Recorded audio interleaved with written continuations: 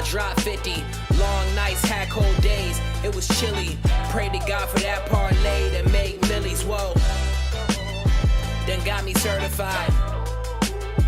And got me certified. Got me certified. Shout out to VIP.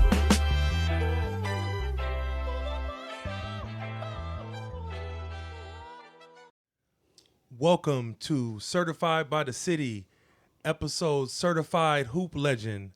I'm your host, Brian BJ Jones. We're here at the beautiful Manhattan Beach Studios for our podcast, Certified by the City. I'm joined to the left by my co-host, Michael O'Quinn, the Loyola Marymount graduate, Cal State Northridge, high school all-CIF, Pius X, John Muir High School. My co-host right here, Michael O'Quinn. We got a special show lined up for you guys today. I got a special guest in studio. Very excited. Yeah, Inglewood's finest, Jason Crowe Sr., certified hoop legend, straight from Inglewood High School. He's going to be joining us today. I want to welcome you to the show, Jason. Appreciate you. Been knowing Jason for 30 years, going back to church league, hooping with him. He's a certified hooper, just a gym rat. And we're so excited to have him on the show today. Welcome, Jason. Appreciate you, man. Thanks for having me, BJ.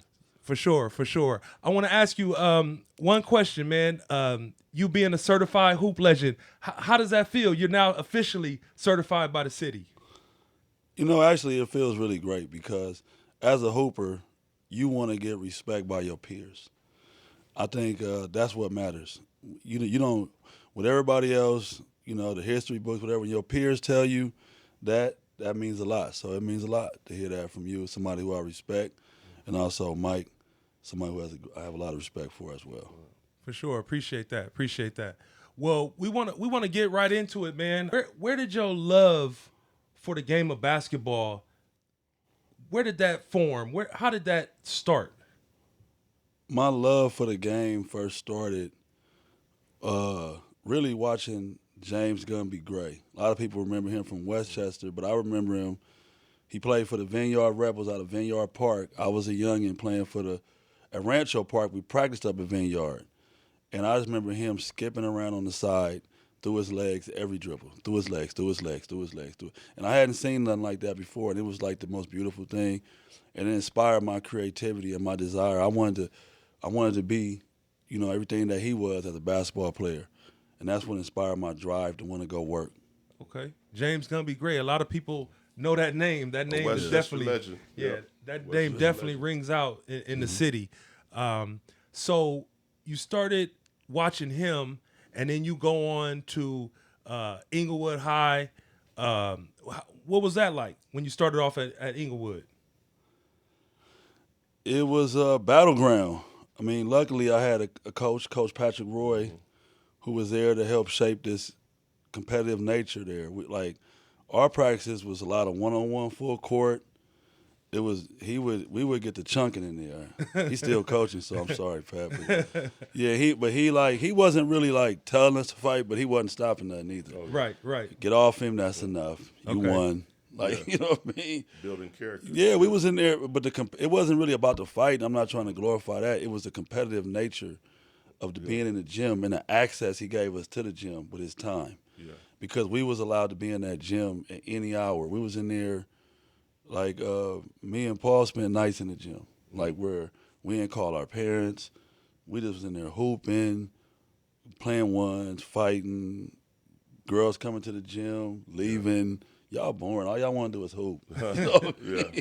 So you started off at Inglewood. Just tell me kind of like your path. Was it you started at JV, then the varsity, and tell me your path. Well, back in the day, you know, playing JV was like huge because at that point, when my first day of basketball at Inglewood, I'll never forget this. First day trials, I was number 205, and I wasn't in the back of the line. So I don't know how many people tried out for JV for basketball, but I was number 205. 205. That was my number. Okay. And I wasn't in the back. Like it was, you know what I mean? I don't know how many people. At that point, it's 3,000 people in the school. Yeah. it was 230, 250 kids tried out. Oh, yeah, there was some So talent it there, was too. 60 kids to slide into the freshman, sophomore A lot JV of talent in the varsity. So for me to get on JV early as a freshman was huge because at that point in time, no freshman played varsity. The coach at the time, Bias, he didn't believe on putting a freshman or sophomore on varsity. Wow. He believed it was like almost like a club, like the seniors, they deserve them spots. Like you can't come in there and outplay them for their experience. Right. Okay. You It know was what I mean? reserved for the upperclassmen. It was reserved for the upperclassmen. That was the philosophy. Okay. You know, so So that's you what kind of happened. had to earn your dues, basically going through the JV Yeah. ranks to earn your I stripes. make to the get to JV varsity. team, Yeah. but I'm still not really popping on the JV team. I Okay. come in the game. My JV team is filled with juniors. Okay. So I'm coming off Pat Roy. He young. He's 23. Was he the JV coach at the time? Yeah, he's the Okay. JV coach. Okay, yeah. Now, so he's young. These are all the dudes he hoop with. Yeah. Who was some of those guys that was on the team, or who was you with? Like, who was some of those players that you was with? It was some guys that can hoop though, like Stacey Allen, Louis Okay. Beatty. But these guys didn't they didn't really make it. You know Okay. what I'm saying? You had Anthony Sears, you had Troy Hudson, you had a lot of guys that was on that team that was nice, for real. Troy could play. Yeah. Yeah, you had guys that was nice. You know what I mean? They was nice. So it wasn't, I didn't feel like I was being slighted or nothing at this point. You know, not yet. Right. But you know what I mean? But I was happy to be there. The second year, I played JV again. Okay.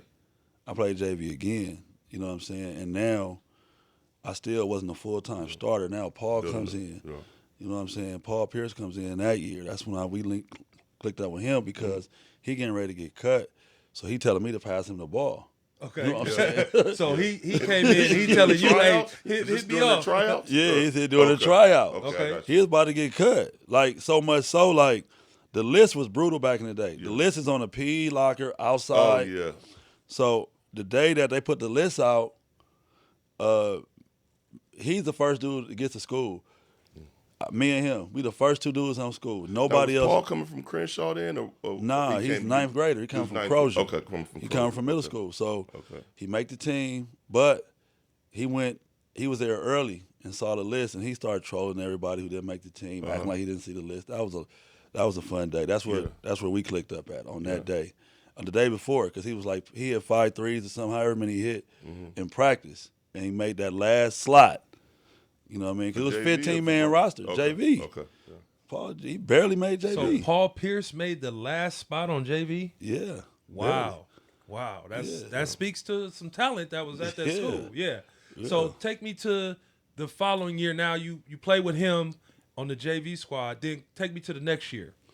So now, all right, we're going to our next year. But you talk about the Crenshaw because now Pat Roy is not the coach yet. Okay. Okay. So right now, I'm trying to go to Venice High, hook up with Rasheed Okay. Hazard. Yeah, okay. Yeah. You know, Paul is trying to figure it out. We know we didn't want to come back Yeah. to play for that coach. First of all, it wasn't no expectations. It wasn't no scholarships since Harold Mine. Like, it wasn't nothing to look forward to here. We was disgruntled. Pat Roy ended up getting a job, and then that's when we end up coming back with him So my Pat, junior year. he was the one who changed the culture, changed Yeah, everything. He Pat- said Pat the Roy best players changed. is going to play. Pat Roy Yeah. changed the culture. Yeah, okay. He changed the culture. Got you. So you stay at Inglewood. You play that year. You form the bond with Paul Pierce. Yeah. And then we were talking a little bit earlier. Take me to after Inglewood, and you go to Eastern Michigan, right? Yeah. Well, Tell- first we went tell me about CIF. that. So we come off CIF. Okay, you win that. Yeah, we coming off CIF. So that helped me because we on a run. I'm out there. I'm making threes. I'm running point in the zone. I didn't run point until teams started going zone Okay. because I was more of a settled in, could pass and shoot over the top. Our other point guard was Sam Turks. He went D1 at Slasher. Utah State. Okay. Yeah, he was fast, speedy, but he wasn't as good as me against zones. Nobody played us man no more. Nobody played man against us no more. So now I'm playing point.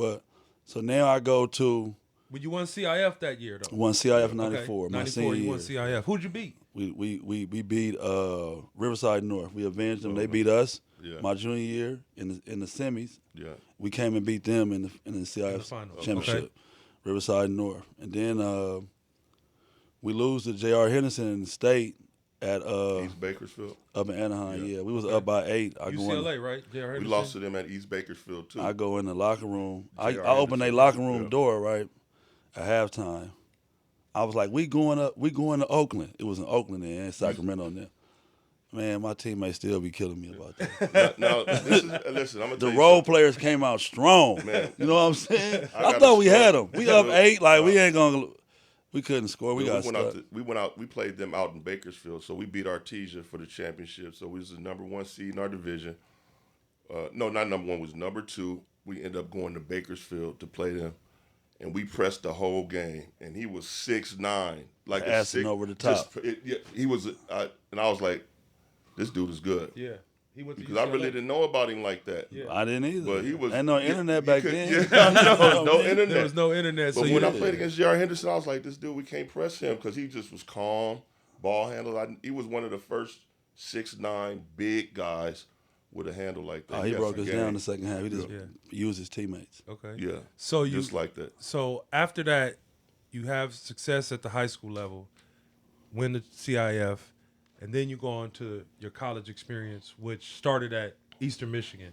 What's happened is, you just gotta take a step back. That's why I'm here to lead these young people because I'm no better than them. But I understand that everybody's not gonna get the chances I got. Mm-hmm.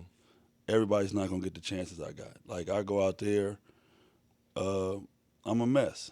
Like I'm just not adhering to the standards. Okay.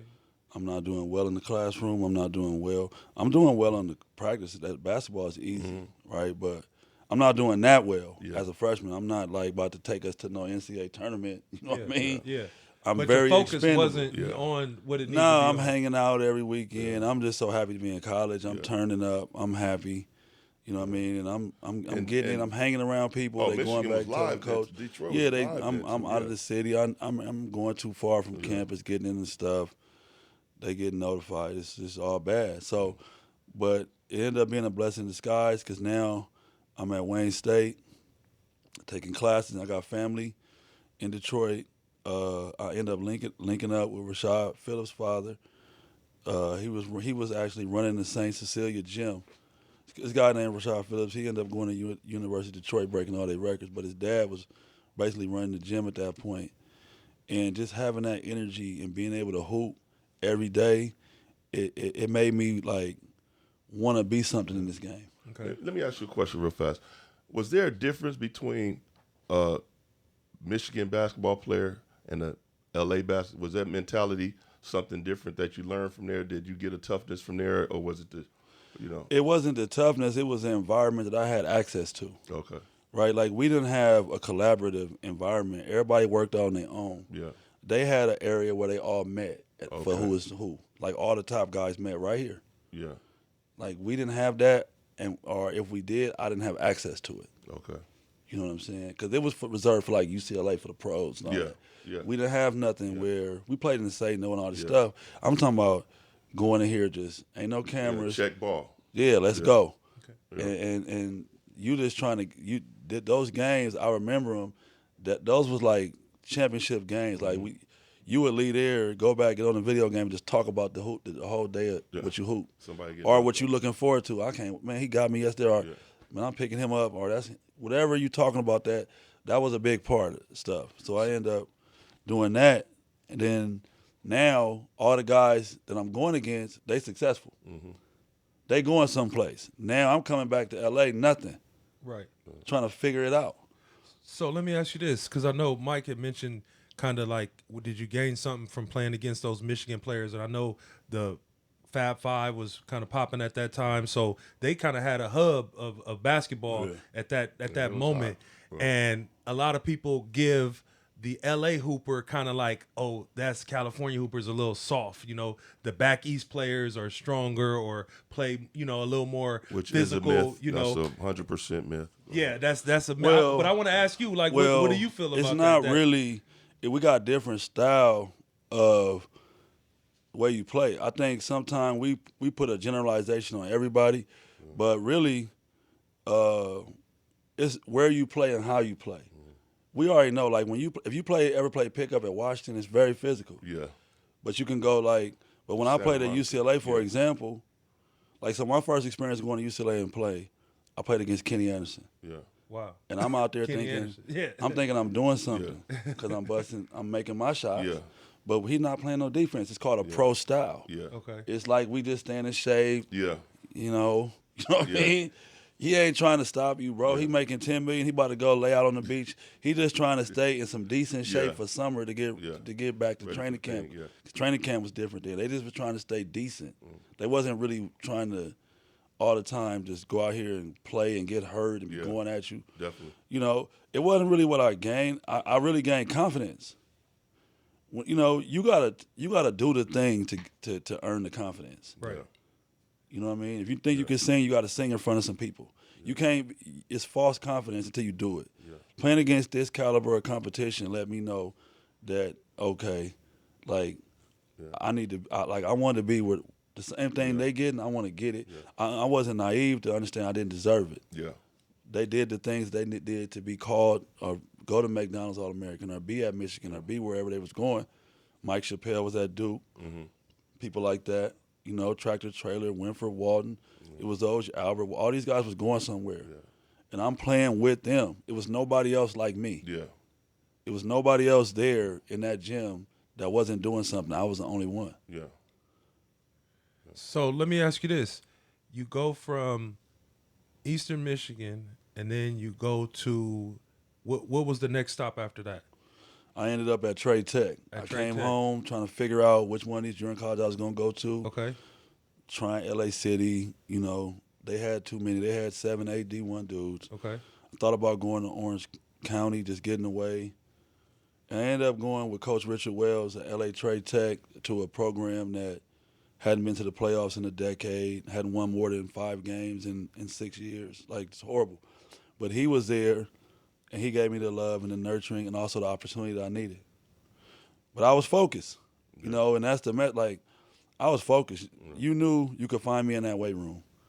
I rode my bike probably like 9, 10 miles a day to campus. I got a car, but I'm riding my bike to school, to practice. Where did that focus come from? Where did the shift? Did that come from the time in Michigan? Where did the shift where you turned that switch on and was like, I'm light done bulb. with the games. I got to It get came serious from with the time this. in Michigan, yes, but it also came from the embarrassment and like at this point now it's your senior year. Because I'm working out Baron Davis. Yeah. He 97, but all them Jason Hart, all them guards that's working out with this guy Dart Stamps, they was coming up there, you know, to work out at Trade Tech. That's where he would get the gym. When we were practicing, they would come right behind us. So just being around all of them, it's like, man, I gotta, you know what I mean? Like I felt I belonged, but I'm here, so I'm motivated to show. And the embarrassment of being in this position, being at LA Trade Tech was embarrassing. You know, I'm proud of it. I wear it with pride now, but at that point in time, that was an embarrassment. You know, JUCO was frowned upon. You was only in JUCO because you wasn't good enough or you was a problem. That's it. That's how it's looked at. Or you couldn't make the grades. You know what I'm saying? So that basically lit the fire. That was the fire. I wasn't doing being in LA, back in Inglewood, I wasn't distracted. I wasn't going out. I never I was my whole thing. They were like, come to this party, but not at all. I'm not doing nothing. Like everything is shut down. Everything is shut down. If it ain't no workout and like I'm focused on this, I probably have never been so focused at any point in my career since that point right there. So you take Trade Tech to the playoffs. Yeah. Right? And then you leave there, and the next stop is American University? American University. Okay. And tell me about that time. American University was good. My coach that recruited me, he gets another job. He brings me out and then dips. But it was straight. Like going to D.C. at that time, you know, I just wanted to get out. I only wanted to do 1 year, and that was my best option. I had like USC, Henry Bibby, Okay. but I just didn't see the window for me to like right away. Yeah. And you had people like Huggins was like, nah, go back and put on 10 pounds. So Huggins, the guard you selected, what happened? He wasn't better than me. You took somebody else. Yeah. Yeah. You don't gotta name him, but he wasn't better than me. But nah, you know who he is. You know, but That's my guy. Shout out to Chuck. but you know, I wanted to get 1 year and get out. I had Colorado State, Yeah. and of those options, American seemed to be the better. I had never heard of that school, Yeah. but I What went is on that? a That's visit. in the with George Washington. Is it in Yeah. that conference? Yeah. No, it's not. Wasn't in that conference. Oh, it's In the not in that at that conference. point, it was the conference with Old Dominion, VCU. Okay. Yeah. Okay. All right. Everybody done moved around. Now they You Patriot didn't like League. Colorado State? I didn't get to the visit. Oh, okay. I went on my visit to American. And got to and- DC. Yeah, I got to DC. got to and Chocolate it was like- City. it was crazy though Howard because homecoming. You slipped. man, you know, like so now, like I learned from that trip too. Like, Yeah. don't let the visit define you because No. that was like my real first time. Like, where now I'm really getting sick love now because they want me. I had a great year. Mm-hmm. You know what I mean? And they want me to come in. Like they talking to me different. Like you can yeah. you need you to come in and start. Like Okay. it ain't no just scholarship now. It's Yeah. like they talking different. Because you was ready though. Yeah, you was Yeah. ready. Yeah. So you played American, and then you last stop in college. You had Cal State Northridge, correct? Yeah, our coach got fired. You know, part of the game. I'm out there, and I just started building with Coach Bobby Braswell, playing to Say No. Is that how you met He Brad? retired You met him now. at Yeah, he Say came No? to watch Derek Higgins, and I thrashed And him. you was killing. Yeah, I heard about that. Yeah, I heard about remember that that? story. I Everybody was remember. talking about that. I remember. Yeah, that's so- and then, you 'cause know- when you was at the school, Derek was like, "Oh shit." So Yeah. what happened with Derek Higgins? Well, tell me about that. Derek could play. Derek I wasn't mean, he was square though. but he was supposed to be. He's a defensive sick stopper. athlete. Yeah, Okay. super. Sick 40 and athlete. further. Okay. One of the best athletes I ever played with. Okay. But Yeah. so that's what helped me because he had the reputation of Yeah. being like Braswell's best defensive player. Yeah. Okay. So now we just matching up because he's coming to watch him. Coaches could come watch their players, and to say no, he came to watch him, and I didn't have no problems. Like I went through him, we won like the whole nine. Like I played a great game. So that was one of those moments where a lot of the youngsters don't understand. A lot of times these coaches go out to watch a guy, but they're watching the game, and if you shine, Yeah. you can get seen. That exposure a lot of times is overlooked because they think that, oh, they're coming to see this one main player, but you had a great game against that player. Now you Yeah. get a look or you get some shine based on that. So, That yeah. happened. That's how the relationship started. Braswell hit you with that. Yeah. I love you, man. Yeah. I love you. Yeah. B1 double. Yeah. Robbie Braswell, we came home, so, you know, ended up coming back home for Northridge. It didn't go out like I wanted. I had the red shirt. Obviously, Mike was the man my red shirt year. Okay. We had a blast on campus. Some We work. worked hard every Yeah, day, did though. some work. Mike did some work in I Northridge. did some yeah. work. He went out. He Yeah, went I out did some cold. work. Went out with like I a did set the some record. work. Okay. I set did the some record, work. the highest I scoring did do game. some work, BJ. Okay. Yeah. So I know you was with Jason was the red Yeah. shirt year and you was the senior. That was your senior year. That was my senior year. Okay. Yeah. So So our senior, my senior year was the first year of the. It was so that was Bobby Braswell's second year there, okay. and so Derek Higgins was the player who was supposed to be coming back. He ended up breaking his foot. So we started off fast. We played Arizona State. We played some good teams, and we was competitive. And we started with a good record. Then he broke his foot, and then stuff just went sideways because it was a lot of bounce backs pretty much. Everybody there had came from somewhere who was, who had some kind of problem, you know what I'm saying, Right. including myself from Loyola, you know Right. what I'm saying. It was a small type of Fresno State. UNLV. It was. Okay. You know what It I'm was. saying? We had talent though. It was We super had so talent. much talent. It was super So talent. you can verify this because this is certified by the city. Yeah, so everything yeah. got to be fact checked and Oh, yeah. verified. So you Yeah, can this verify this. 1,000%. Mike was Okay. putting in work that year. 1,000%. Okay. We used to 1,000%. drag their team in practice though. Me and Andre Larry. Yeah. Oh, Andre Larry, we know that. They name. used to, Shout out they to used Andre Larry, man. That's a baller from Andre Larry was Bourbon real. Days. Yeah, he was Andre real. Larry Yeah. about 6'7", 6'8". Yeah. He was They he was a problem. They used to mess up practice because they used to be on the red team, and then they just kick everybody's ass. And so we couldn't even get nothing done because Okay. they supposed to be the scout team because they the red shirts. Right. So they used to give us Yeah, problems. we had back fun then, though. but, It was you know, fun. So Competitive. fast forward now, you college career is over. You at Northridge, right? You play at Northridge. Take me to the next step in your journey, the overseas career. Well, I'm at I'm working out. I'm fortunate enough to be allowed to work out with Cedric Ceballos summer league team. Okay. At the time, guys like Brandon Martin, some guys, but it was an agent, Fred Slaughter, who brought me down there. He was Rest like, in peace. He was a great man. yeah, he came and was brought a me great down man. there to work out. So now I get a call on my cell phone that I can't play in the conference games. I'm banned from conference games, the conference tournament, because I played in the Say No Classic and I played in the Drew League. And this when the Drew was at the middle school, too, It's right? a rule you can only play in one league, and I'm the guinea pig. I played in both, but I'm thinking, like, you got to remember at this point, it ain't no internet, it ain't none of this. We already said that. But I'm not nobody like a Baron Davis or somebody where it's gonna be like a thing. Right. I'm just a little dude at Northridge, man. Anybody care? Somebody sent that information in. Somebody Yeah. sent the stat sheet. So what happened Somebody was at the sent that time, information. the Say No Classic had a newsletter. Yeah. They had a Leading publication. scorers. Yeah, they had a newsletter. So I'm in that. They got something. Now they got a stat sheet from the Drew League. They got two things. They turned that in as evidence. Oh wow. That I'm playing in two leagues. So our compliance came to me. They called me and was like, gave me the news. So I don't know what to do. I'm like kind of confused. And then I think like 2 days later they had their first game at the Pyramid. And he was like, man, you killing out here. Just come play with us. You play my point guard. You getting me the ball. So he was like, come play with me. Okay.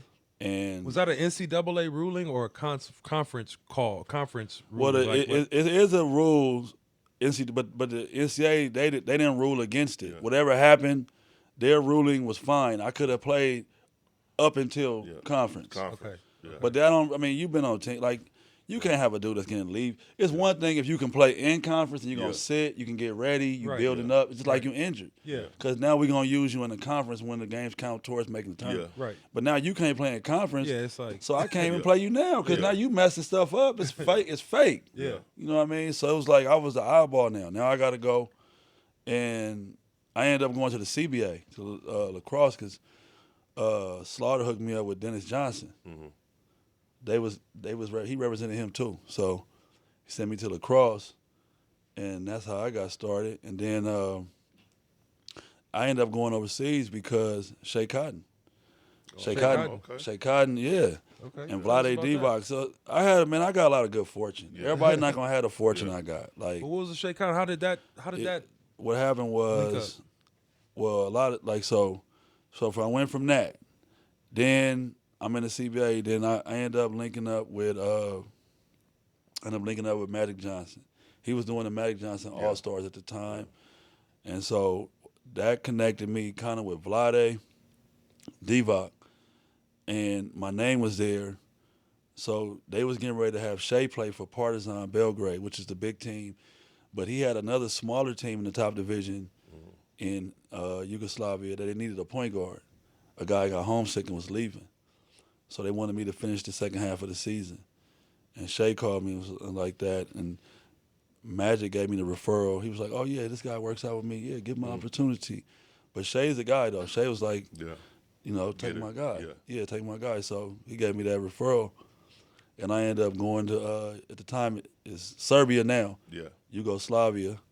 And, you just get the opportunity. That was my opportunity. And you get to see another country. That was my opportunity, bro. Like, I went to a team that was 2-9. When I get there, we go 7-4, and we upset a team with 2 NBA draft picks on it.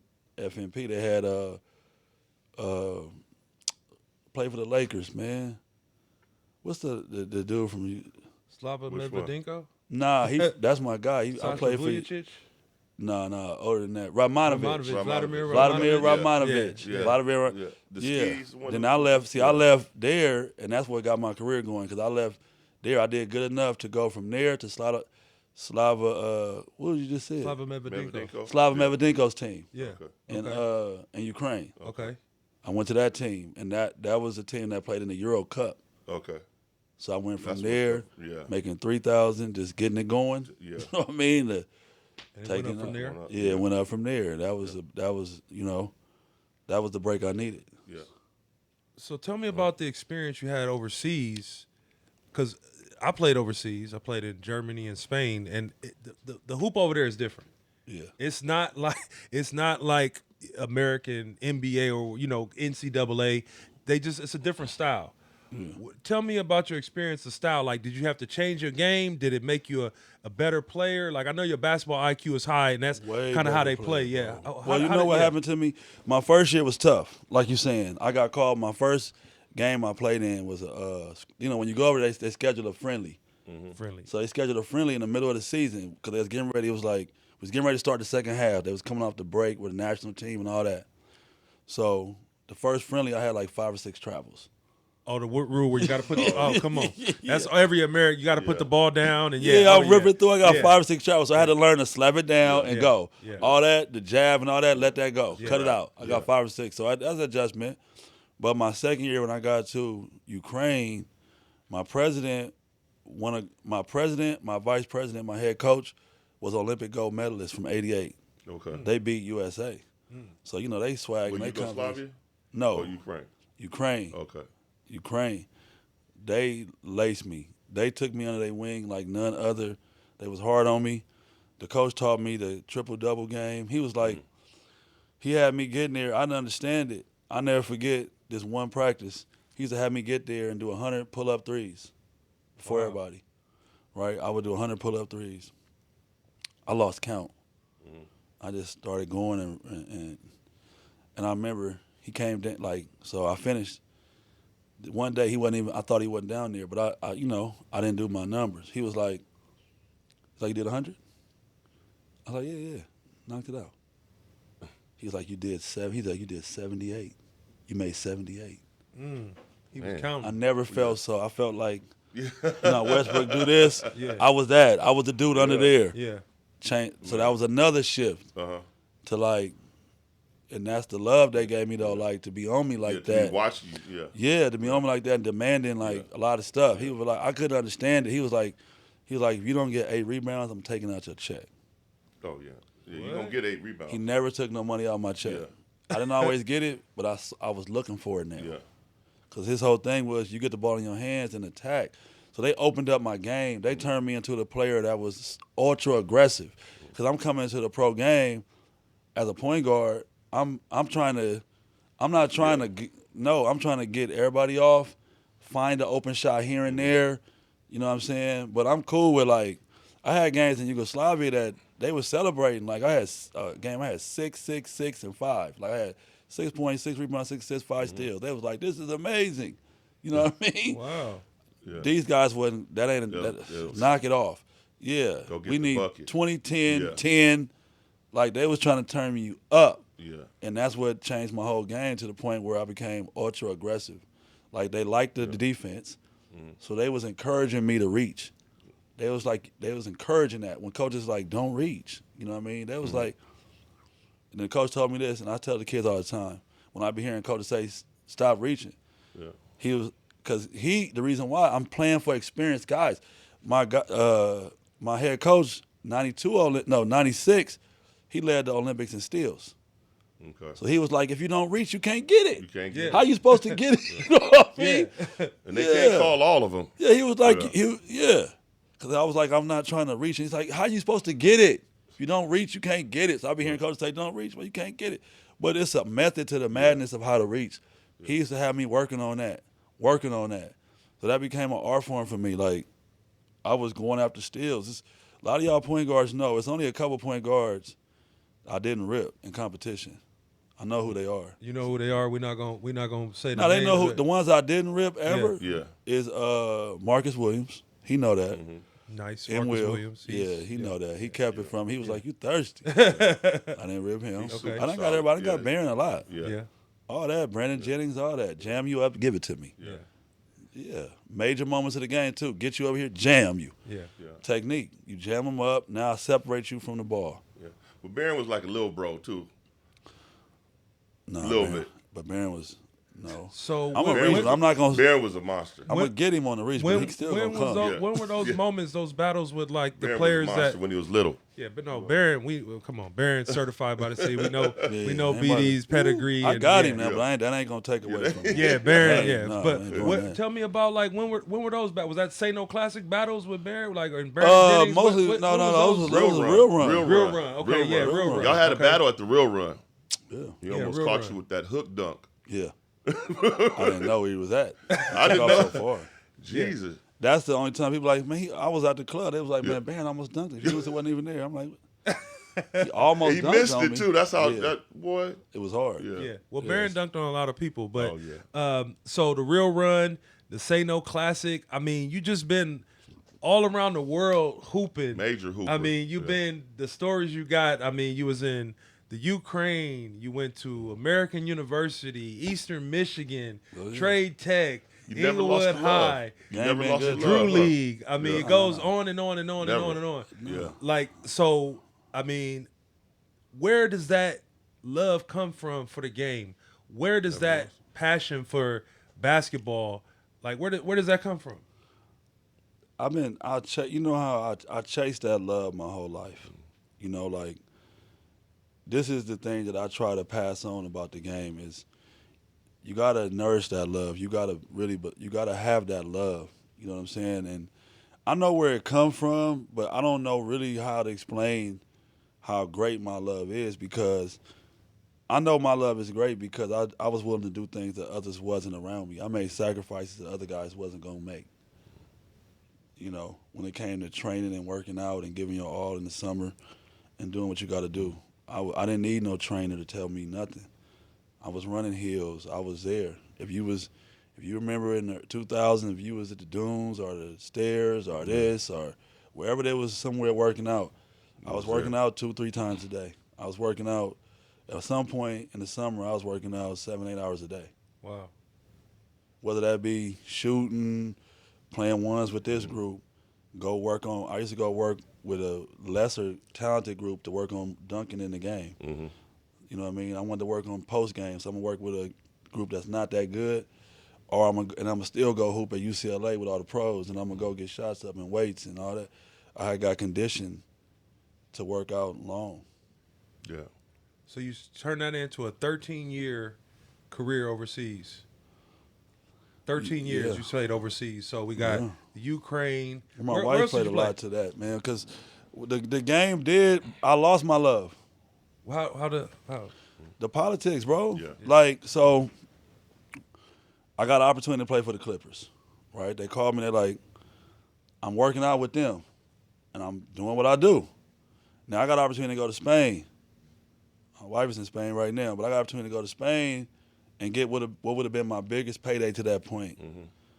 But I said, nah, Elgin Baylor is giving me love, so I'm going to go to the Clippers.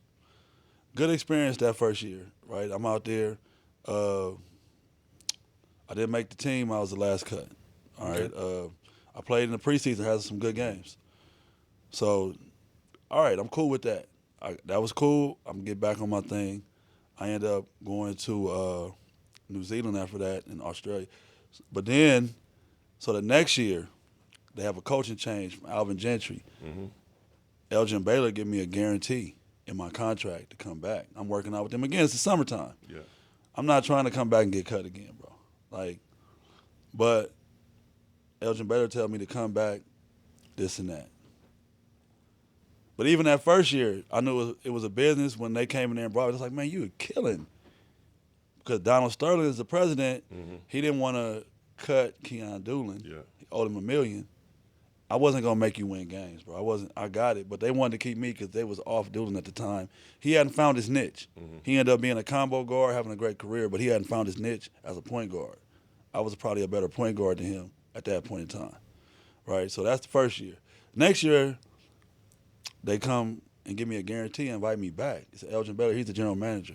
What I don't know, Mike Dunleavy wants to be the general manager and wants to get rid of Elgin Baylor. So it's all the politics. Like, so now I'm coming back to camp. I get to camp. The first day they put the thing, I'm the third string small forward. Come on, bro. I got to match up with LeBron. What y'all? Like, who I'm supposed to? I'm the Small Paul forward? Pierce. Like, I'm about Yeah. to match up. Yeah. Tremaine Folks was on the Man. 4th team. Yeah. But he had a guaranteed deal. But he was on the 4th team because he pulled something. We had a dinner meeting, and he ordered his dinner to go. Tremaine was tripping, Yeah. but Tremaine was a very smart, though, basketball player. He knew how to get in the game and contribute in his role. Yeah, we certified Tremaine on the last show. We had the Crenshaw Dynasty. Yeah. He was Very one of the smart, bro. certified. He was hoop tricky legends. with some off-the-court antics and all that, like not being professional.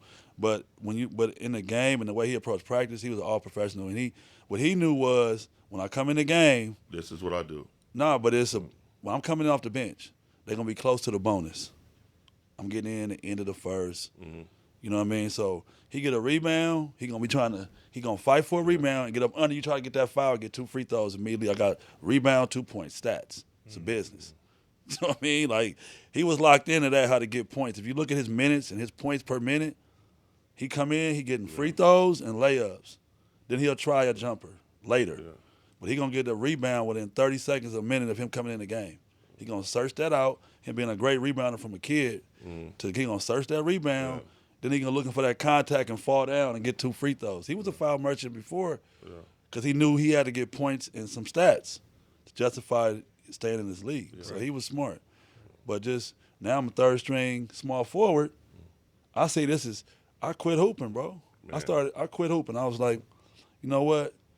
I'm a 3rd string. I go talk to Mike Dunleavy after the first practice. He like, go talk to your agent. Wow. Like, Mark, I've been seeing you the whole time coming to these workouts. You didn't tell me that. Like, I'm not going to get a shot. Like, I'm not going to get a shot. I'm not going to get a shot, bro. Like, I'm not going to get a chance to put me on 4th team point. Yeah. Let me work my way up. Yeah. My first year, the reason why I was able to get even into the rotation in preseason, you had some injuries. You had Marco Yarge. He was new to this American basketball. He couldn't bring it up, the court yet. And Andre Miller was out of shape. He get in shape in training camp, but he's so smart, taught me a lot. But I'm winning games in practice, no matter who you put me with. So I get a chance to play in preseason first game. Second, I'm getting minutes in the first quarter. End up getting cut. It was cool. Mike Baptiste ended up getting cut too, though. And he was killing. But it's a business, bro. That side soiled me. The business of basketball. Soiled me. Yeah. Yeah, so I ended up being home, and I was just volunteer assistant coaching at Bourbon Day. And then that's when the transition, you was like, okay, yeah, I'm at home now, so now I'm with my girl. Yeah. She gets pregnant, and the reality sets in. Got you. Take Look me at that back to bank something account. you said about Andre Miller was out of shape, but he taught you a lot, because I seen Andre Miller on a couple different shows, and a lot of people don't know Andre Miller is one of the most underrated point guards probably in NBA history. I mean, the things he was able to do and how he played and just being available, and his basketball IQ was just off the charts. Off the charts. How did he mentor you? Give me some of the things he taught you about the game. Well, I would say, first of all, your game reminded me a lot of Andre. I felt like he got an opportunity. I think if you'd have got an opportunity, you could have probably done the same thing. For real, that's how I really feel in my heart. But what I saw with him was, first of all, the biggest thing I saw was that he gonna drop that ball in, and it's gonna go where it's supposed to go. Like, you think somebody not open, he's gonna drop it. You're open. Yeah. He made Elton Brand, like, it's crowded. We in practice. You know, in practice we ain't no 3 seconds. Everybody's over here. Yeah. It's dropping in his hand, and he would let you know. Like, he taught me really. Brand, was he an All-Star that year too? I think he was an All-Star that year. He had a hell of a year. I know he had an All-Star year. He had with the like a Clippers, I think. double-double year that year. With Andre. Yeah, he was. Andre Miller knew who needed the ball. He would tell me like, you don't get a ball to Corey Maggette right there. You're gonna lose it. You got to give it to him. He want to score. Like, he would be in my room and tell me like stuff like, he want to score, so you got to feed him, but you also got to make sure that he don't hurt what you're trying to do. Like, he just had an understanding of how to utilize everybody on this team. Yeah. He understood how to bring the best out of you, and he wasn't even like all that like verbal and stuff, like as far as getting in space. he understood it. Like, he was what I call a beautiful mind, because this where y'all, like, if you ever knew Andre, if you know him, like, educationally he had issues. He wasn't really the brightest kid, like, educationally. Yeah. When it comes to, like, something about this basketball, he's Einstein. Yeah. No, for real. Einstein, for sure. Yeah, he would be telling you stuff like the coach be going to play. He'd be like, "This play ain't gonna work. Like, when they do this, they're gonna be helping over here." Yeah. He'd be, you know what I mean? Yeah. He'd be telling me, Breaking it down. Yeah, he'd be telling this play. And that's ain't gonna work. crazy, You too. know what I mean? Well, that's crazy because I remember Andre when he was at Verb, when he was a sophomore. Yeah. And he was playing power forward. And then now in 2 years, I saw him. He was the point guard of the team. I was like, this dude, he was always a special talent, though. He's the only dude that Always scored tough. 20 on me Yeah. my senior year in high school. The only player. Yeah. Nobody scored 20 on me in high school. Yeah. Nobody except him. Fouled me out. We won that game. He was like, Yeah. we was up by 20 at halftime, too. I was going. He hit you with the high voice. He hit you with, We're going to win. We're going to win. He wasn't Yeah, talking that's trash. great. He was just telling his team. I'm Yeah. talking trash. Yeah. I'm talking crazy Yeah. to the whole team. To Andre, Larry, you weak. Yeah. All y'all busters. I'm talking Yeah. crazy. He wasn't responding. He was Yeah. like, we're going to win. Yeah. Y'all got into a tussle, though. Didn't y'all? Y'all got yeah. into a squad. We got into Yeah. a squad.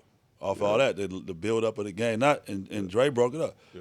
He the one who was there to break it up. Yeah. Like, Well, they had Andre Iguodala, who was on some show, and I heard him talk about Andre Miller, and he said, they asked him who was, the smartest player you played with, and he immediately said Andre Miller. yeah, because you feel it. Like, you feel it. You feel like he's smarter than your coaches. When I played for those Ukrainian coaches, he's not smarter than them, Yeah. right? But these guys, you felt like he knew more than them, dog. Yeah. And even though those Ukrainian coaches, he would have been there with something to add. Like, he taught me that. Like, that's how that you gotta understand what you want to do and how to make these plays work for you. Yeah. Like, cause he knew, like, this ain't gonna work, but he's not about to go fight with the coach. yeah. What he about to do is, I'm gonna flip Fix this. it. Yeah. I'm gonna tell you, hold this screen. Let's Yeah. have a second. Do this, do that. You're not even gonna tell the coach Right. Yeah. until then you it come worked. and ask me, like, what y'all do? Right. Yeah. You know And what then I it mean? worked.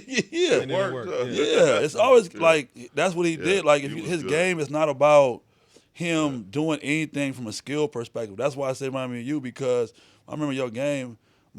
Your game it seemed seamless. Yeah. You Easy. going from A to B. Easy. All right, can he shoot? He gonna make it. Yeah. It's not like he making it. Like, you ain't about to, you know what I Yeah. mean? Can he shoot? People say, can Dre shoot? Well, okay. Well, let's see. Yeah.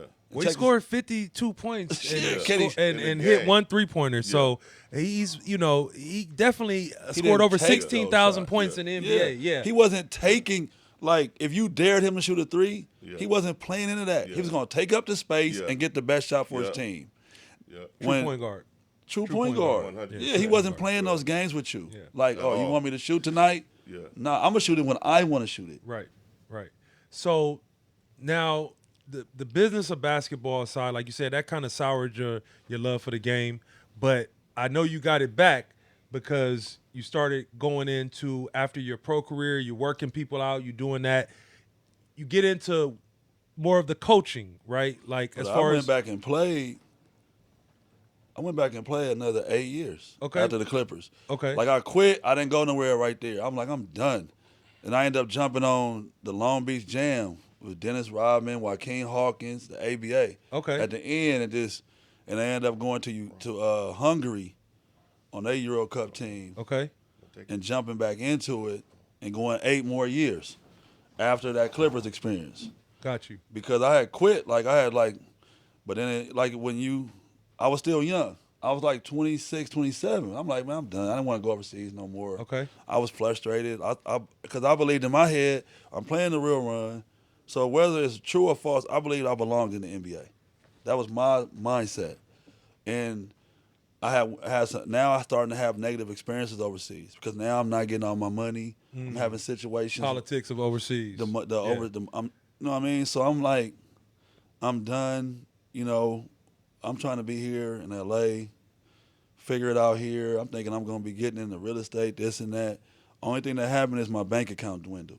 You know what I mean? Yeah. So it's going the wrong way. And I got a baby coming. Right. And that's when it need to be going And up. my wife, and at the time, she wasn't my wife at the time, but she was like, why did you stop playing? That's what, like, you watching the game every night, you doing this, you talk about basketball all the time. Like, why you stop playing? And I just got back on that horse and started training like a dog, and then got back into it, and you know what I mean, went to Hungary, had to start back from the bottom, not the bottom, but I'd go back to the middle. I had got to a point where I was at this pay scale, but then you know how I go, like if you miss a year, like, or you miss like a half a seat, whatever, you back here. Out of sight, out of mind. You out of sight. It's too many players coming up. Right. So you came back, you played another 7, 8 years, you went to Hungary. What other countries did you go to? Hungary got me started. I knew that wasn't the end all, so I ended up going from Hungary to Poland, then going to New Zealand and Australia. Okay. You know, and all those I'm starting to have more positive experiences, and ended up going back to Ukraine and stuff like that. So I ended up having a good finish. Okay. So Did you get a chance to see Luka when he was young at all? No, he's from Slovenia, and he's way younger than me. Way younger than me. Okay. Like that was a different generation. Yeah. Okay. So after that pro career stopped, did you think you were gonna get into coaching, or were you thinking I'm gonna be a trainer, working guys out? When you stopped playing, where was your? Yeah, my mindset was on the trainer because I'm looking like, let me transition into this. I went back and got my degree from Northridge.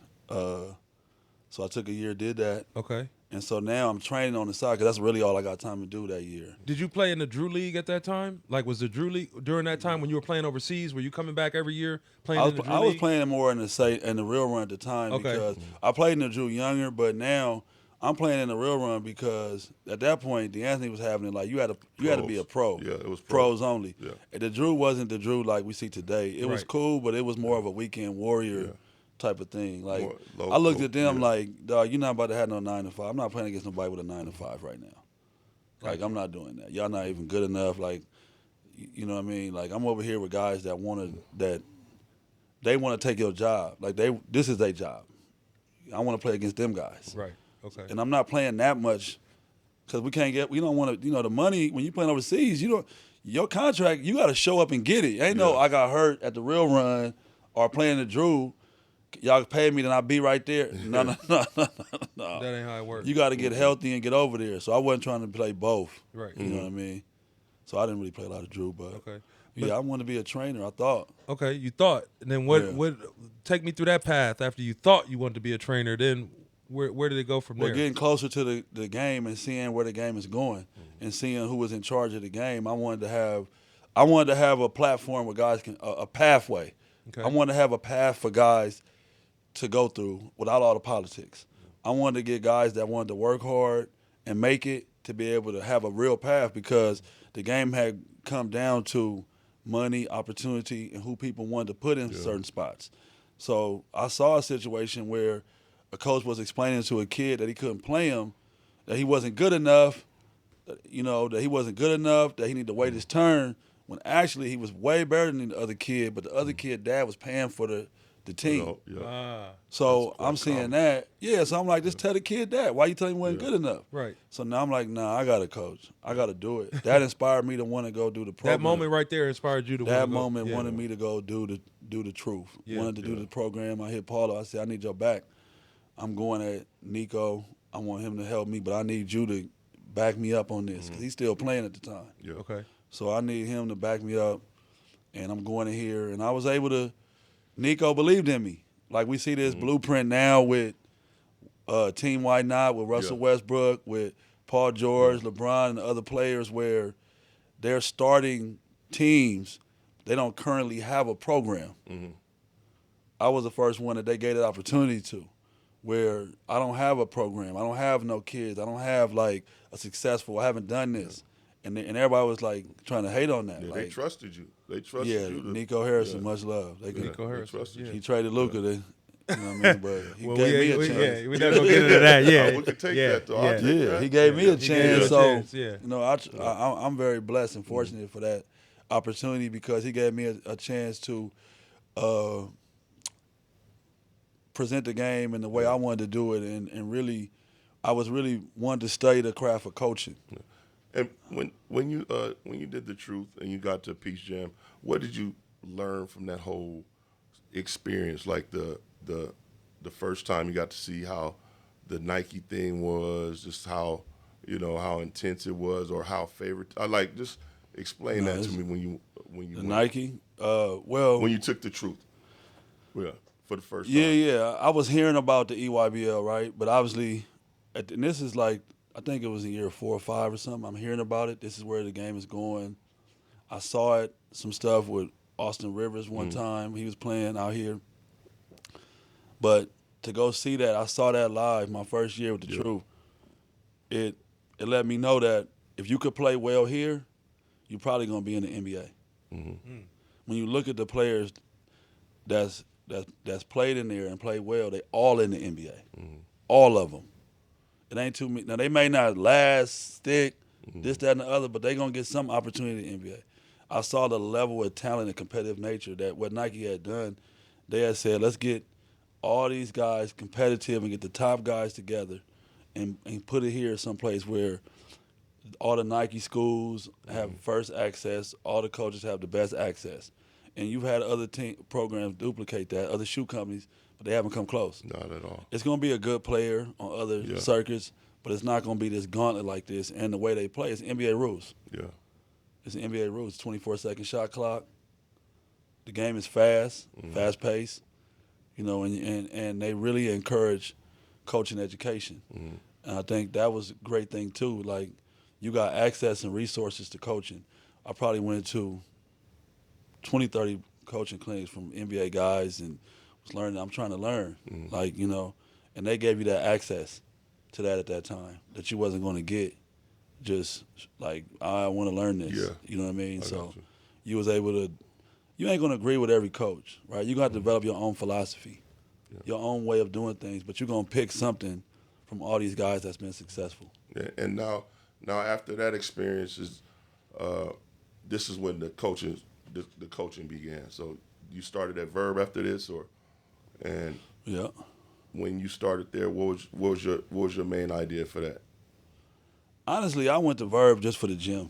Okay. To be honest with you, I'm gonna be honest. And that's but it grows more than that, because what I learned about Verb and coaching, I had to grow, right? Because I came to coach basketball. So the truth, I'm trying to get you who going to the league, who need to go D1, who need an opportunity, who need to get their game touched up, who need to be told the truth of all this. When I went to Verb, I learned that you got to lead and be a mentor of young men. It's not about like this. If you just come here to do some basketball, that ain't enough. It's bigger than basketball. Way bigger. You got to shape these guys. You got to be a leader, and they got to see that in you. You can't be fake. So that helped my whole life, because now I learned that I can't just tell you do this, do that. You got to see the leadership in me. You got to see me treating people with respect, showing up on time every day, prepared. Like, I got to be this guy. You know what I'm saying? I can't. So you struggle with that, but you're going to always get better because you're trying to show your guys you are a leader and what that looks like. And you was at Verb for 3 years? I was at Verb for 3 years. Then you moved to Linwood. Linwood. How was that experience for you? Because I know you phenomenal. Yeah, the state championship was the icing on the cake. First one in school first history. One ever. Wow. Out of all those Linwood teams, Linwood has a great basketball tradition. What year was the state championship, Jason? 23. 23. 23. Nice. 23 state, regional. But going to Linwood, different. Like, now I'm touching different type of kids. At Verb, what I saw was it's a private, they're gonna not let you get this kid that got these issues. I wanted to be more of a target. I wanted to help the hood kids. We're in a situation where this guy don't have no father. This guy, he don't understand. Like, I need to put my hands on him. Right. So Linwood allowed me to do that. When I got to Linwood, I'm dealing with situations, kids is getting kidnapped because they done stole drugs. Kids is on, some of the hoopers is on crystal meth. I had to clean that whole thing up. Yeah, I had to clean that whole thing up. And that wasn't the fault of the coach before me. No. This is the culture, and this is what's going on. Like, so I had to, like, this is a whole new thing for me. Like, dang, y'all like that? Like, you know what I mean? Yeah. Like, whoa. That had to be an experience too to change that, because now you know, to help them change those type of situations, you got to be firm, you got to be tough. You know what I'm saying? But you got to be loving, soft too. Yeah, loving. You got to learn yeah. that, like, you want to set these rules. Like, all right, whoever coming here, well, you got to enforce them. So some people they're not gonna be able to do the rules, bro. So you got to have a double standard sometimes. For certain people. Don't. Like, look, don't try to be like him. Yeah. You got your mom and daddy at home, so you gonna be dealt with like this. Yeah. Him, come on, man. Yeah. Like, we're gonna treat him different. So don't even try it. Yeah. So you take your experience from coaching at Verb, you take your experience from coaching at Linwood, and you basically have a full circle moment, and you come back to Inglewood, to your alma mater, to where you graduated in '94, and now you're back. Yeah, that's dope. You know, all the way back at Inglewood as the head coach of varsity basketball, getting a chance to coach your son, and and the success that he's had, becoming one of the top players in the country. Tell me about that. How fulfilling was that? I can't really put it into words. Like, I can try, but it's been like emotion upon emotion upon emotion. It's been the greatest joy of my basketball experience. Yeah. You know what I mean? Because it's really you really get a chance to give back. You know what I mean? I'm not searching for nothing. When you hooping, you searching. It's constant search. Yeah. You're searching for the perfect game, searching for the perfect opportunity. Here, I'm just here to love and get a love back. Tell me about the vibe around the season, because I know you told me, we were talking a little bit earlier, you said that was the best year of basketball you probably ever had. Tell me about the vibe and the feeling around the team and the city of that year. Anybody can just, first of all, you located on Manchester, so people would see our cars. Like, we would see, you'll have guys, Sam Cassell, Tyronn Lue, they'll see your car come up, poke their head in the gym. Yeah. You know, we had countless different people. I mean, Paul Pierce was at probably 20 games. The mayor was at 4 or 5 games. You know, we had guys from the 70s, Lewski Carr, who's from Soul Train. He was there. He was lacing the kids out with hoodies every time I look. I'm like, they got enough, man. Like, we was representing the city in a great fashion, and it was. He could hoop too, though. Lewski? Yeah. He used to hoop at Rogers back in the day. Yeah, he was coming up. Lewski. So we had his whole people. He had his crew. They came to the games. Like, you know what I mean? So you got guys from the 70s. He's 77. Yeah. So you got 70s, 80s, 90s, all these hoopers coming back together. It was almost like a reunion. We probably had about 5 or 6 family reunions. And that's what It's crazy. You know, it's a lot of my friends who, like, Big Roll, like all my homeboys. Yeah, Roll was at homeboys, 10 games. They were so excited. So it was great to see that. You know what I'm saying? Just the whole full circle, and it must be amazing just seeing your son in that Inglewood jersey. You know what I'm saying? Oh yeah. And well, he went to school K through 8 in Inglewood. So, but it's different when he got on the green and white in the gym. Yeah, you know what I mean? Like, I remember when I told him we was going, because I had went to a meeting up there for something else. I had my Linwood polo on. And I went up there. This is after the season. I go up there and I have my Linwood polo on, and I come up there because I was still doing community work with Paul and all this foundation. Yeah. And they just were like, we need you back here. Like, you know what I mean? And that's all it took? Yeah, that's all it took. Let me ask you a question. Did you get a chance to talk to Pat Roy when you took the job, or you just took it? It happened so fast. Oh, it happened so fast. I went in the gym. I met the superintendent. This one lady that's like a community activist lady was there. Yeah. The principal. A couple gang members was even in there, bro. Like, trying to, like, old vets, like we trying to, we need you, like, this our guy, like, they working with the community. So these guys that was in gang stuff, they still trying to clean up the community. So they like, this the guy we need. You know what I'm saying? So tell me about, I know you get to that full circle moment, you get to coach your son, you bring in prosperity and just the whole vibe around the program. With all the things that you went through as far as your playing experience, your coaching experience, how did that help you with your son? I know you taught him the game, but tell me, like, what was that like as far as getting to coach him and, you know, basically saying, hey, you got the game now, go ahead and rep the name and do what you do? Well, that's the best thing that I can offer him is experience, right? Like, and that's what I've always, the thing about coaching him, and any parent, the advice I give them is that you got to keep adjusting the relationship. Because you start coaching them at 5, it's like, get over here. Yeah. When When they get to be 13, they get to be 16, you're not talking to them like that because you have a greater respect for the work that they've put into this craft. You're not just, so you have to be able to really communicate and build. And the way he approaches the game every day in practice, how hard he work and he's an information seeker. Yeah. And a lot of people don't understand, like, I never envisioned him being able to have the success he had as far as all the points. He's going to be the all-time leading scorer, Lord willing, if he stays healthy. He already got over 3,000 points. But I guess it's everything that we put into him and that he did. He saw that vision for himself. Having a lot of freshmen around him and being on teams where he felt like, I got to do this till we're going to win. Yeah. Like, Right. I'm coming at these dudes. I don't care. He don't care who we play or who his teammates are. Yeah. He going to build with them. He going to try to uplift them.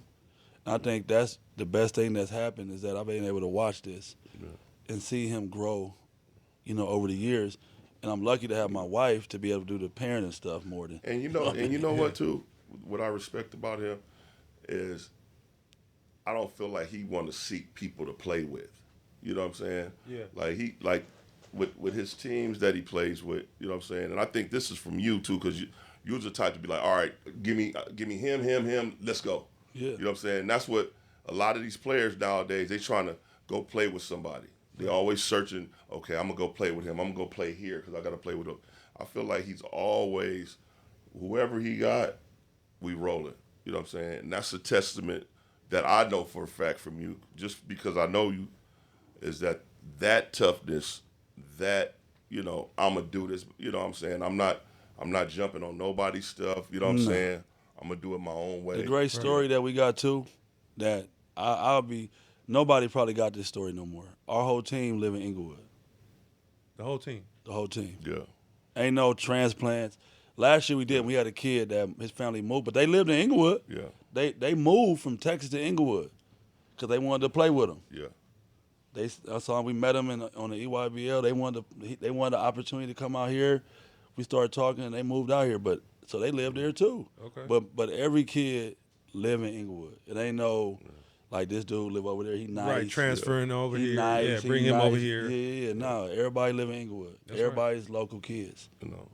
Everybody. And that's, you know, that's a testament to you as a coach, just how the kids feel about you, just how the community, and it lets you know that it's a lot of talent in England. It's a lot. Still. It's a lot. You know what I'm saying? A lot of these players that's at other schools, they from Inglewood. Oh, yeah, You know what I'm saying? Westchester's been feasting off Inglewood. In Inglewood. Bosco, Inglewood. Yeah. Yeah. You know what I'm saying? Yeah. Like, you know, we can go down the list if you want to keep it real. Right. You know what I'm Right. saying? So now he's moving on to Missouri, committed to Missouri. Give me your thoughts on the NIL, because, you know, that's a hot topic. Yeah. We didn't have that. No, you know, no. Ed O'Bannon tried to, He you know, tried to- pioneer good and give, looking. and tried Well, to, he you know, pioneered and opened the doors opened for a lot of room. that. Yeah. But, you know, it's the floodgates are open, Yeah. right? Yeah. In NIL, these kids getting money and, you know, they getting paid for sponsorships and all that. What are your thoughts when it comes to the NIL? Well, I think it's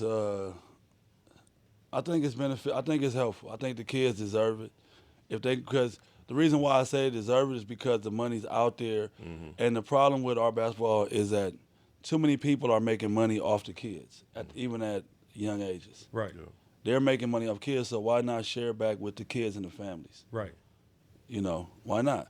And people talk bad about it like, oh, well, with this person, mama, okay, well, if I can take care of my mama and I live over here and she can get a new car off my hoops, go ahead.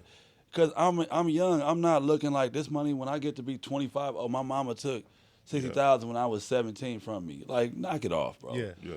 You done took $1 million from her over the course of this time. Yeah. Right. Her You know raising you. what I mean? Yeah, for sure. If you can go back and help your family, but whatever the situation is, we don't necessarily need it for that, but also it does help support everything you're trying to do. Like, Because I can understand, like, now, the way you need to work out, you need to go to play for this health club, recovery, playing for cryo, paying for all this stuff. Now you can pay for it yourself. Yeah. Hey, Massages. well, there you go. That- You got it, right? Yeah, he So can pay for everybody it himself. got wins. it. There you go. Everybody He wins. got it, Exactly. man. He got it. Well, man. that's It was that's crazy. that's a He blessing, got it, man. That's a blessing, and he's blessed enough to do that. I mean, you did a great job with the kid. But you got to regulate that NIL too, though. Like, if you just think about it, it wouldn't have been good for me. I wasn't. Yeah. I don't think I was mature enough to handle it. Yeah. Oh, I know I wasn't. You know we wasn't. Yeah. So when you say you wasn't mature enough to handle it, let's say you school offer you $100,000 to come to the school. Like what's the difference between back then where you wasn't mature enough to handle it? What do you think would have got you in trouble? You would have been Oh, for sure.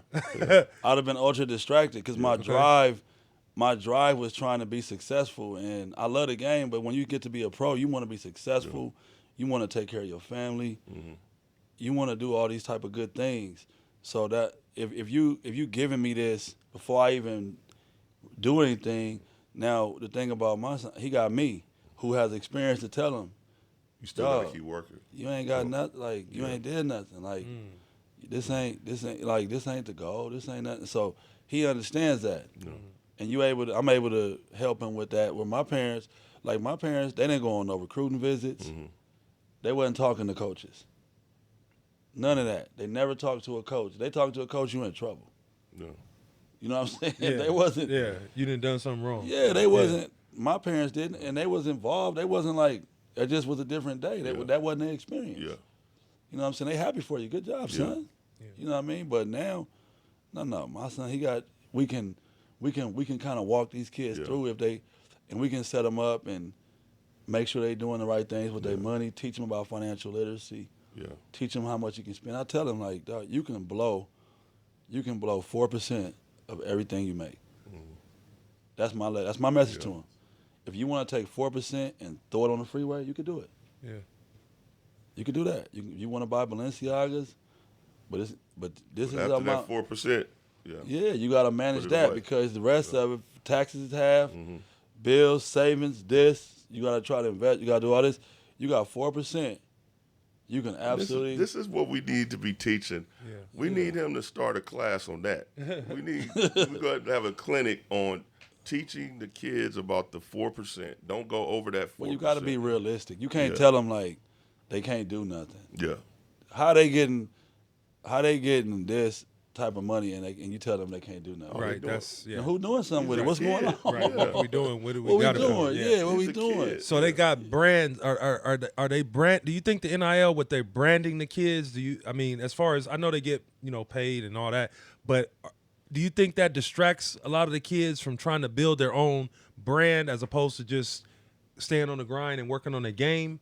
And that comes with it, or they more so, I got to put this on Instagram, I got to get this out here, or building that as opposed to just It's putting their negative head down. downsides to it. I Yeah. seen it. Like, so when they started OTE, I looked into that. And what was the first problem they had? Kids got money, they going to the strip club, they meeting Quavo. You know what I'm saying? So now they doing this. Hanging out with And rappers. now they not. Where's your game? You ain't there yet. Yeah. You know what I'm saying? So just seeing all this type of stuff transpire, it lets you know, like, okay, this is some problems. Yeah. So you got to be aware of the negative side of it, and that's why you got to teach that side. Right. And you're there to guide him every step of the way.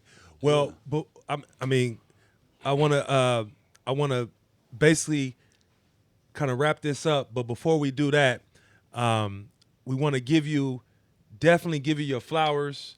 Let you know, you definitely made it as a certified by the city hoop legend. Jason Crowe, Inglewood High School basketball, Inglewood's finest. Before you get out of here though, I gotta get your top 5 out of Inglewood. You're the 6th man. You can't pick yourself. No, But you I got don't think yeah, I have you got to give me your top 5. Give me your top 5 All time. time. Who you got out of Inglewood? Who you got? Give me your top 5. I think we're high. Yep. Give me a top. You the 6th man, so you get 6 player. You the 6th man. Don't worry about feelings either. Yeah. Just give me your give me your 5. I'm gonna give you an order. Okay. Give me your order. As a current order, I'm gonna go with Paul Pierce. Okay. That's one. That's one. He's number one. Okay. Number two, I'm going with Jason Crowe Jr. That's number two. That's a hell of a start. Yeah. That's gonna win I you a don't lot gotta of be- games That's with a those. lot of- Yeah, that's a lot of That's a lot buckets. of buckets. Yeah, you're That's- gonna give that's people almost problems with those 6,000. two. Yeah. Number three, I'm gonna go with Harold Miner. Harold Miner, Oh. man, Baby Jordan. Yeah, Harold Miner, a legend for Three, sure. I'm gonna go with Harold Miner. Number four, I'm gonna go with Reggie Theus. Ooh, Okay. Number five, I'm gonna go with Jason Hart. Ooh, yeah. Jay Hart, man, NBA. Yeah. We got Syracuse, Jay Yeah. Hart, certified. That's a hoop. hard five. That's a That's cold That's a list. hard- Reggie. You know, I think we should do. We need to keep documenting these fives and just have a little sheet. So when we got Inglewood, we got Compton, we got all these. I want to see We these wanna do fives. something. That's Oh, a yeah. cold Oh, five yeah, that's right a there. cold Do five. some with Crenshaw because That's a we're talking cold about five. Yeah. on that list. You still D'Angelo Collins gonna get mad at me because he a McDonald's All-American. D'Angelo Oh, yeah, was he gonna that get mad. boy back Yeah. in the day. Shout out to D'Angelo, man. Yeah. McDonald's D'Angelo's a All-American. monster. He was the He truth. was. Yeah. He But was the truth. I gotta put Reggie Theus in over that. It wasn't on McDonald's yet, I don't think, in his year. But he was a great one.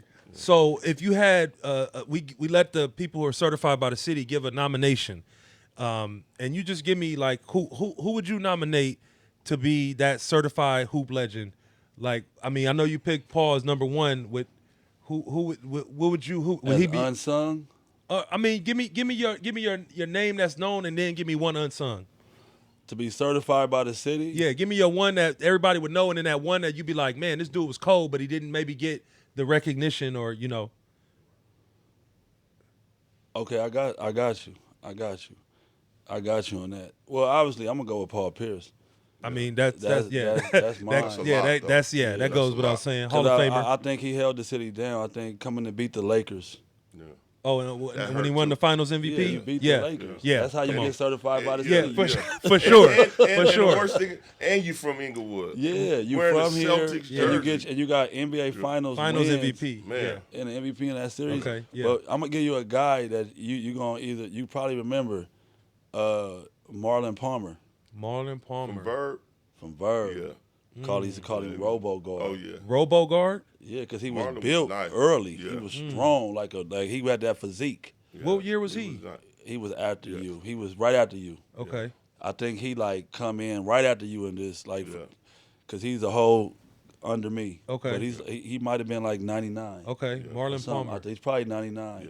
Marlon He Palmer. played with like Delron Johnson.